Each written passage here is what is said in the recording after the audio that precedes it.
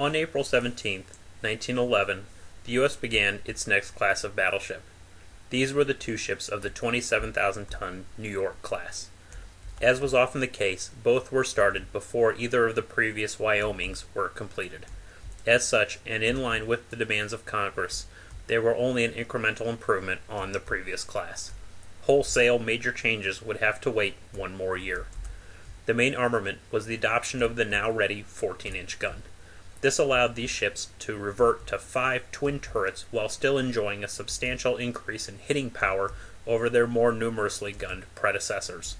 There were 4 main reasons for this. First, rate of fire didn't drop off. Second, range increased. Third, shells are round. If you remember your geometry, as the size of a circle increases, its volume increases disproportionately to its width. So, even though these new shells were only about 17% wider, they were about 60% heavier. Fourth is penetrating power. Many sources on guns state muzzle velocity. While this is a good guide, it actually isn't as important as it sounds. For the purpose of armor penetration, more important than muzzle velocity is striking velocity. How fast is the shell going when it actually hits the target? This is especially true at long ranges. Remember the law of inertia. A larger and thus heavier shell will retain its initial velocity longer than a lighter one. So, if you fire a higher velocity 12-inch shell and a lower velocity 14-inch shell, it's very possible by the time they hit their target, the 14-inch shell will actually be going faster and thus be able to penetrate thicker armor. Another major improvement, though often overlooked, was the addition of a centralized main gun control station. This allowed the fire control team, working in the relative safety of the depths of the ship, to receive information from the spotters and work out the complex trigonometry of hitting a moving target from a moving target at great ranges. Thus spurred on by larger guns, the Navy simultaneously accepted that future battles would be fought at longer ranges and that the best way to control such battles was with a combat information center, albeit a primitive one. Armor was also improved, mostly by thickening. Finally, in what can only be called a step backward, these ships reverted to vertical triple expansion reciprocating engines. This was due to the results of the first generation of steam turbines. These turbines had failed to deliver anywhere near the fuel efficiency or mechanical power that had been hoped for, as the Navy was expecting to be operating further and longer from home. Unfortunately, while the reciprocating engines were more fuel efficient, they weren't more reliable. Constant mechanical problems would haunt these engines for their entire life. New York was started September 11, 1911, and completed April 15, 1914. Texas was started April 17, 1911, and completed March 12, 1914. Main armament was 10 14-inch 45 caliber guns in 5 twin turrets, 2 forward, 1 midship, and 2 aft. Originally the Mark I, by World War II these had been updated to the Mark VIII. Each turret weighed 532 tons and could elevate to 15 degrees with loading at 1 degree. Rate of fire was up to 3 rounds per minute per gun. Each barrel was individually sleeved in their turret, meaning they could raise, lower, and shoot independently of each other. They fired 2 types of shells by World War II. Least used was the 1,500-pound armor-piercing round with a 22.9-pound bursting charge and a 2,600 feet per second muzzle velocity. These had a range of about 11 3/4 miles. Mostly being relegated to fire support during World War II, they more often fired a 1,410-pound Bombardment Round. This had a 105-pound bursting charge with a 2,065 feet per second muzzle velocity. Range was again 11 3/4 miles. 80 rounds were carried for each gun. Again, by World War II, this was usually a mix of about 75% bombardment and 25% armor piercing. Secondary armament was again 21 5-inch 51 caliber guns. 19 of these were in casemates along the hull just below the main deck, 2 on either side near the bow below turret 1 and its barrels, 5 on either side midship, 2 on either side aft below the barrels of turret 6, 1 right at the stern of the ship. The last two were carried in single open mounts on the forward end of the superstructure just behind turret 2, one on either side. Finally, 4 21-inch torpedo tubes were initially fitted. Propulsion was 14 coal-burning boilers that vented to 2 funnels. These powered 2 vertical triple-expansion reciprocating engines that produced 28,100 horsepower on 2 shafts. The boilers were all placed forward of turret 3, while the reciprocating engines were behind it. As with most American battleships built before the start of World War II, top speed was 21 knots. Armor was again of an incremental type and a near repeat of the Wyoming's with minor improvements.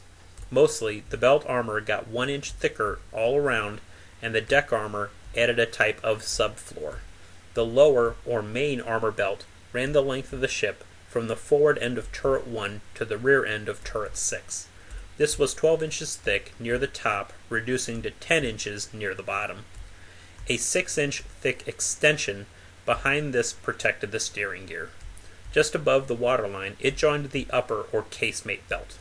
This was also 12 inches thick, reducing to 10 inches near the main deck. The ends of these belts was capped off internally with 11-inch bulkheads forward of turret 1 and 9-inch thick bulkheads aft of turret 6. Again, they were double-hulled except midship where they were triple-hulled. The armored deck was again the deck that ran the width of the ship where the 2 belts met just above the waterline, as opposed to the main deck. This was 1.5 inches thick, with a 1/2 inch thick subfloor meant to catch any splinters that pierced the armored deck before they could reach the ship's vitals. Aft, the armored deck increases to 2.5 inches, with a 1/2 inch subfloor to roof off the steering gear. Like previous battleships, this effectively put the engine room and magazines in an armored box below the waterline where they would be protected against horizontally fired shells and buoyancy could be maintained.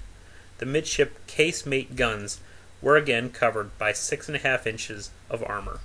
Barbette armor was up to 12 inches. Turret armor was up to 14 inches on the front. Finally, conning tower armor, presumably where the captain would be during a battle, was up to 12 inches. Both ships were heavily modified by World War II through a running series of changes. A few years after being completed, in 1916, a pair of 3-inch 50 caliber AA guns were added, one on either side, along with local control rangefinders on turret 2, 3, and 4. Being too low to be useful, the one on turret 3 didn't last long. In 1918, a platform was experimentally added to Texas's No. 2 turret for aircraft to fly off of, a first for the U.S. Navy. In 1920, as a result of service with the British fleet in the turbulent North Atlantic, the 4 bow and single tail 5-inch guns were removed. 2 years later, in 1922, 4 more 3-inch anti-aircraft guns were added, 2 on turret 3, 2 on turret 4. The largest modernization was again in the mid-20s, 1925 through 1927. Again, the 1922 treaty stopped construction of most new ships, and many older ones had to be scrapped. This meant the remaining ships had to be modernized to make up the difference. The only problem was the treaty also forbid any massive rebuilding, making new ships out of old ones. It did, however, allow up to 3,000 tons for increased underwater and horizontal protection. What form that increased protection could take was left vague. The modernization was generally similar to the Wyoming's. The most significant change was reboilering, decreasing the number of funnels to just 1. The 14 coal-burning boilers were traded for 6 oil-burning ones. But the reciprocating engines were not changed. This, combined with increased weight and width, lowered their maximum speed to about 19 knots. Anti-torpedo bulges were added to the side, leading to the removal of the torpedo tubes. A float-plane catapult was added to turret 3. Both of the cage masts were removed. A tripod mast replaced the forward one, and a fire control tower replaced the main one, right behind the funnel, with a new tripod mainmast added between turrets 3 and 4.